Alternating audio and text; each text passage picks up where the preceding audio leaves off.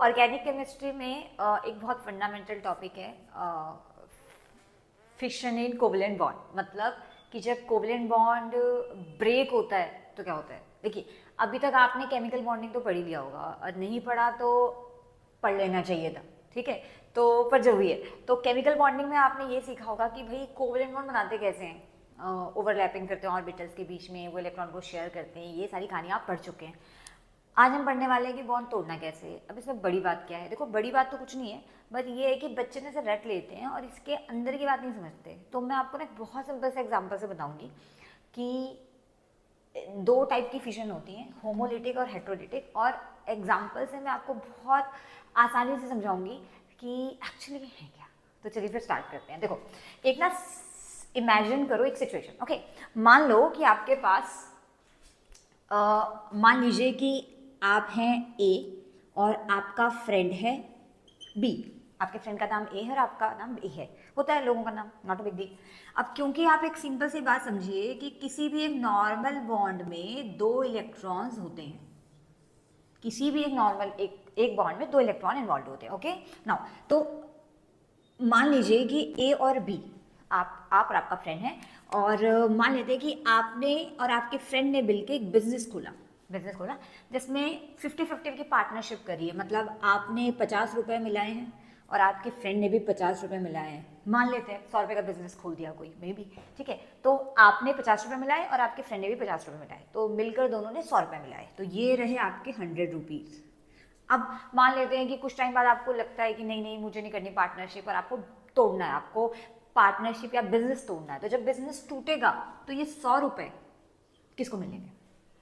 अब भाई इसके दो तरीके हैं। पहला, सबसे सिंपल और सबसे बढ़िया, वो ये कि आप इन 100 रुपये को इक्वली डिस्ट्रीब्यूट कर दो। मतलब ये जो 100 रुपये हैं, जिसका पैसा जितना उसको वापस कर दो कि भाई तेरा 150 रुपये वापस ले जा और मेरे को मेरा 50 रुपये वापस कर दे, ठीक है।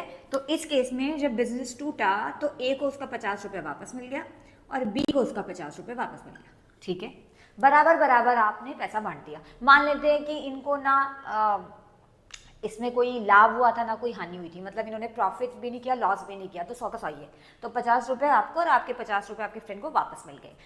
क्या इसमें ए पे कोई ओवरऑल चार्ज आएगा? नहीं, क्योंकि ए का ना लॉस हुआ है ना गेन हुआ है। 50 रुपये मिलाया था बिजनेस ने, 50 रुपये उनको वापस मिल गया, वेरी सिंपल, ठीक है। एक दूसरा सिनेरियो इमेजिन करो कि मान लो कि अगेन आप और आपके फ्रेंड ने मिलकर बिजनेस खोला।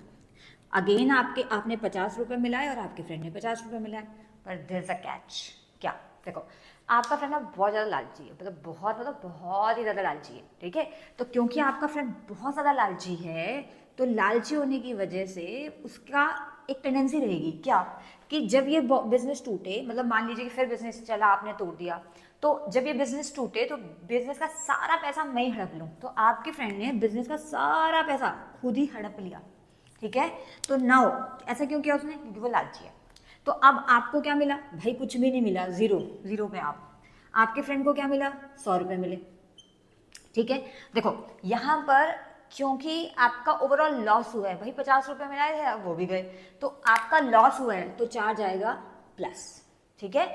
और आपके फ्रेंड का क्योंकि ओवरऑल गेन हुआ है, 50 रुपये का गेन हुआ है, तो चार्ज आएगा माइनस। तो यहाँ चार्ज इसलिए आए क्योंकि यहाँ आपका लॉस और आपके फ्रेंड का गेन हुआ है, ठीक है ना। ये वाली जो सिचुएशन, यहाँ कोई चार्ज नहीं आएगा, क्यों? क्योंकि यहाँ पे अपना ही तो पैसा वापस मिला है। तो ये वाली जो सिचुएशन है जहाँ पर आपके पास जब आप बिजनेस तोड़ रहे हैं तो बराबर बराबर पैसा वापस कर रहे हैं, ये केस हुआ होमोलिटिक फिशन का। अब मैं इस चीज को यहां से समझाती हूँ कैसे। मान लीजिए कि ए और बी के बीच में बॉन्ड बना है और बॉन्ड में दो इलेक्ट्रॉन, ऑब्वियसली एक बॉन्ड में दो इलेक्ट्रॉन होते हैं। नाउ अब आपको पता है जब बॉन्ड बनता है तो दोनों एक इलेक्ट्रॉन शेयर, मतलब एक इलेक्ट्रॉन कंट्रीब्यूट करते हैं। बॉन्ड अगर इस हिसाब से टूटे कि दोनों एलिमेंट्स को, दोनों एटम्स को अपना अपना इलेक्ट्रॉन वापस मिल जाए, the bond break in such a way that both the atom, bonded atom, get one electron each. सही बोला मैंने डेफिनेशन, ठीक है। तो उस केस में ए को उसका इलेक्ट्रॉन वापस मिल गया और बी को भी उसका इलेक्ट्रॉन वापस मिल गया। यहां से बनते हैं फ्री रेडिकल। तो होमोलिटिक फिशन में फ्री रेडिकल बनते हैं।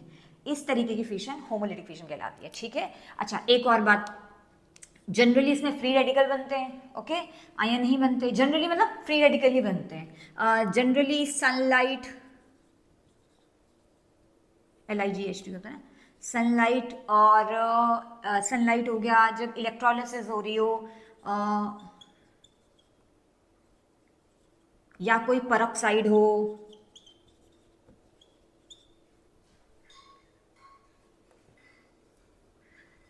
इन केसेस में जनरली होमोलिटिक क्लीवेज ही होती है।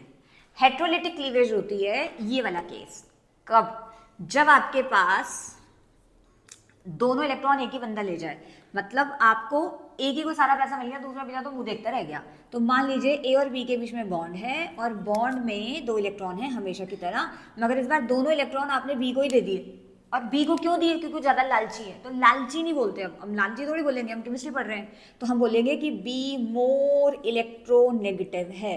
तो क्योंकि बी मोर इलेक्ट्रोनेगेटिव है इसलिए सारा पैसा वही ले गया, सारे इलेक्ट्रॉन वही ले गया। तो अब आपको मिलेगा ए, क्योंकि ए बेचारे इसका लॉस हुआ है तो उस पर चार्ज आएगा प्लस, और बी क्योंकि बी ने ओवरऑल गेन किया है। यहाँ से आपको मिलेंगे आयंस। तो हेट्रोलिटिक क्लीवेज में आपको हमेशा आयंस मिलते हैं, ठीक है। प्लीज़ याद रखना, पोलर सॉल्वेंट में जनरली वैसे हेट्रोलिटिक क्लीवेज हो जाती है। अच्छा, प्लीज़ याद रखना कि हेट्रोलिटिक क्लीवेज में इलेक्ट्रॉन कौन ले जाएगा, दैट टोटली डिपेंड ऑन कि ज़्यादा इलेक्ट्रोनेगेटिव कौन है, ठीक है। जैसे मान लीजिए कि आपने कार्बन और ऑक्सीजन का बॉन्ड तोड़ा, तो ऑब्वियसली ऑक्सीजन इलेक्ट्रोनेगेटिव है, तो सारा पैसा वो ले गया। तो यानी कि कार्बन पे पॉजिटिव आएगा और ऑक्सीजन पे नेगेटिव आएगा। बट अगर आप यहीं पे कार्बन और सोडियम का बॉन्ड तोड़ते, इसमें कार्बन ज़्यादा इलेक्ट्रोनेगेटिव है, तो पैसा कार्बन ले जाता, मतलब इलेक्ट्रॉन कार्बन ले जाता। तो उस केस में कार्बन पे नेगेटिव आता और सोडियम पे ऑब्वियसली पॉजिटिव आता। तो इट टोटली डिपेंड ऑन कि जो बॉन्ड बना रहे हैं उनमें से ज़्यादा लालची कौन है ना। मतलब बिजनेस में भी तो आप ही हड़प सकते थे ना पैसा, अगर आपका फ्रेंड बोला होता तो, है ना। तो यही कंसेप्ट आपने यहाँ पे लगाना है। तो अगर मैं इसकी डेफिनेशन बोलूँ तो हेट्रोलिटिक क्लीवेज होती है, और फिशन भी बोलते हैं जिसको, when a bond break in such a way that both the electrons get into one of the bonded atom is called heterolytic cleavage, ठीक है। तो मैंने आपको डेफिनेशन बता दी। आई होप आपको होमो हेट्रो बहुत अच्छे से क्लियर हो गया होगा। Till then bye.